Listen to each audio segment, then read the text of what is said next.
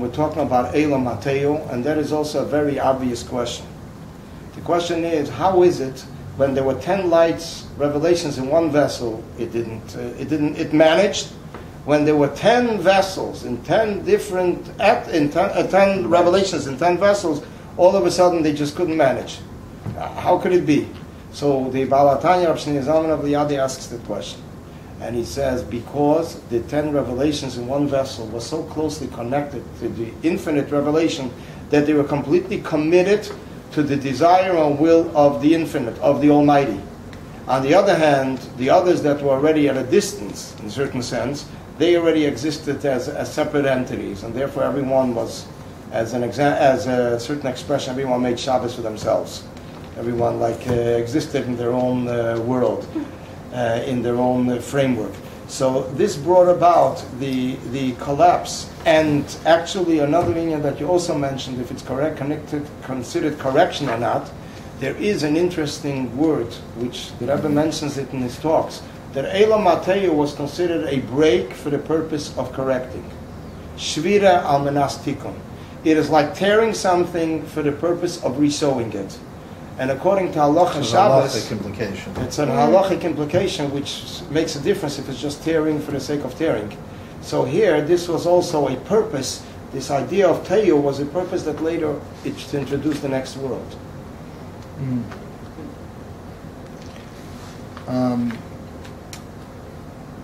So it's interesting because this is one of the things maybe that distinguishes how we understand Olam HaTohu, how different, how we approach.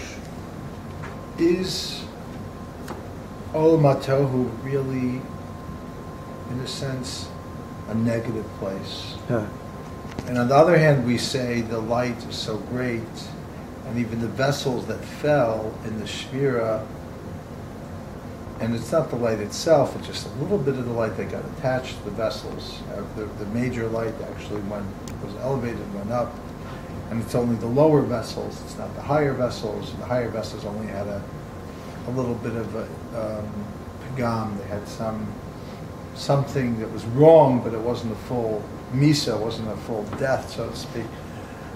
Yet, we find this, like, when we want to tell somebody to be really powerful, we say, but yet in a contained way, in a methodical way, we say, Oros to Tohu, B'Kelim to Tikkun. You should have this light of Tohu. This is much more powerful light, but you should integrate it in your life.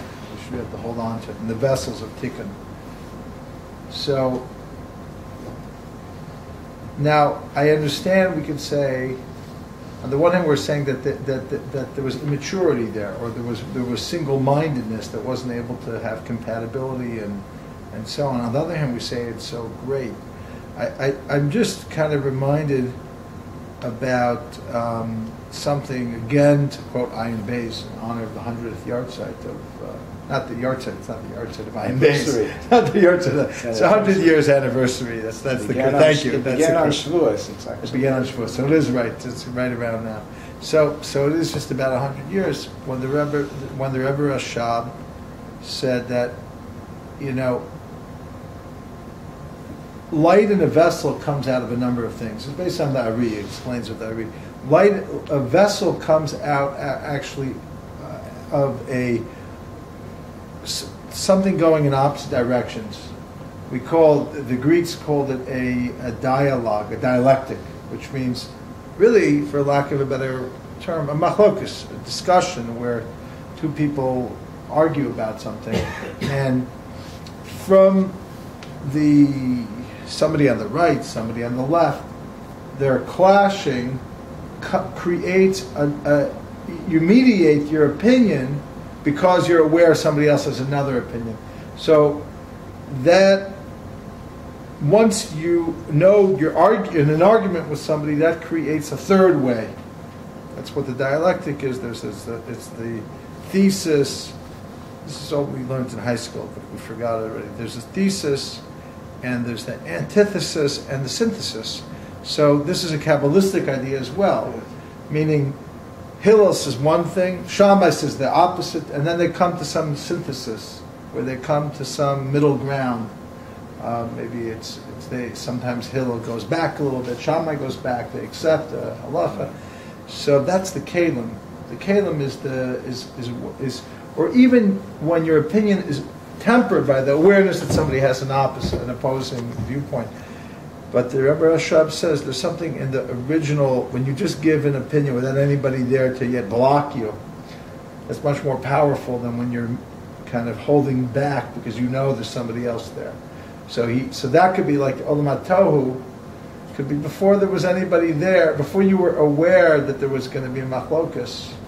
Machlokas is on the way, but when you think you can just get away with it, there's a certain strength in that.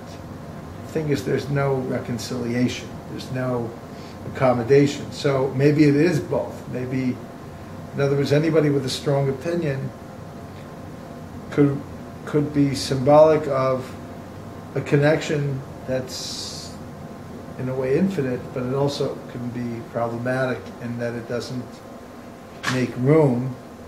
And in order for there to be a vessel, there has to be a back and forth. There has to be a giving in a little bit. Right. So it's maybe the tohu and the tikkun are more connected than we think. The idea of making a vessel comes in a sense, if we say akudim is the beginning of the vessel, but nikudim is the next stage of building a vessel. The shattered vessels become the actual things that contain the next. They're the things that contain what will come afterwards. I mean, in we see it also in regards to the idea of peace. When it comes to peace, we need two different parties arguing, and in order to argue, then comes the third one and brings the solution. Or we have Ad Shiva Shlishi, we have a Talmudic concept of a contradiction in biblical verses becomes resolved with the machriya, with the third intermediate. But the intermediary view is often the reality of when you are engaged in a debate. Eventually, you come to some consensus. Mm-hmm. That's the vessel, right? And in addition to that, in order to make peace between two opposites, you also need. You would need to take from a higher level that's higher than both of them together. For example, when it comes to the two angels, Malach Michael, who's called in English Michael, and Malach Gabriel, these two angels who are in charge of two different emotions in camps, and one is 186,000 angels under him, another one has 151,000 angels under him, and they both represent the two different schools of thought, of teaching how to serve the Almighty, love or fear. So both of them are screaming the opposites of the other one. One is screaming water, the other one is screaming fire. One is screaming snow, one is screaming fire. Then comes the Oise Shalom B'Mreimov, the Almighty. When they're both together in front of Him, that's when they both melt away. That they could unite because there is a superior over them which brings them together. So therefore, when it comes to we're speaking about the two, the bringing together Elam Mateo, and speaking about the negative light and the positive light.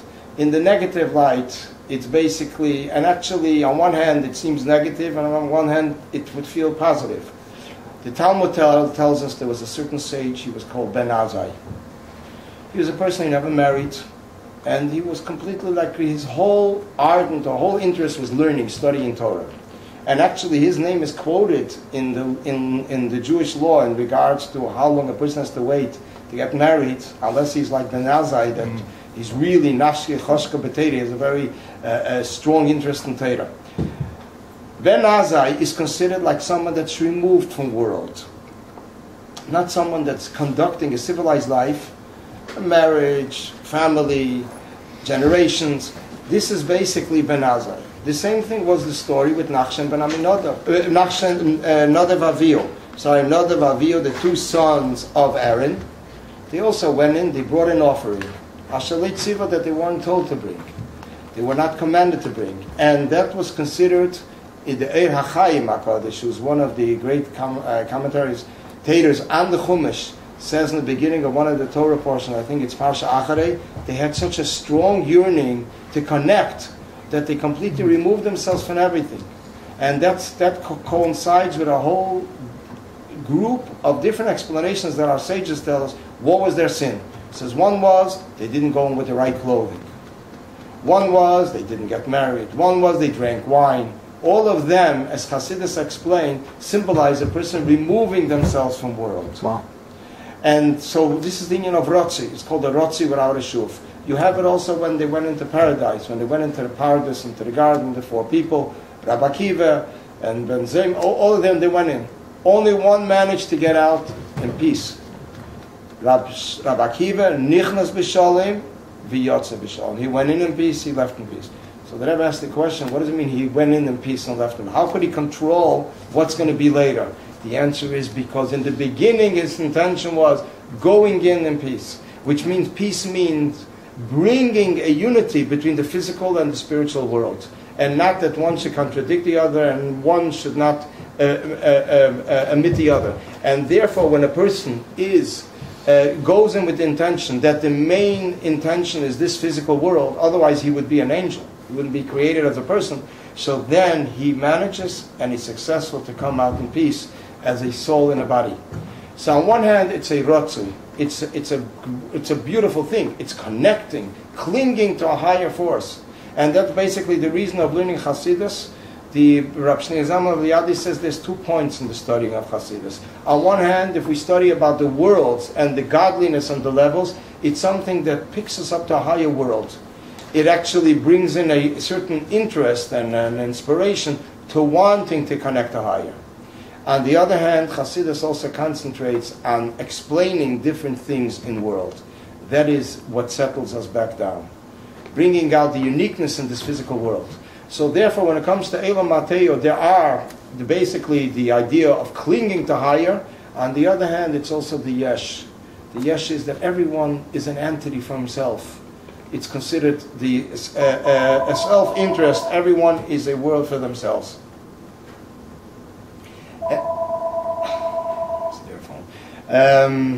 So therefore, it is basically the idea of positive but also negative. Or in another sense, we can say there's the difference between the revelation and the vessel.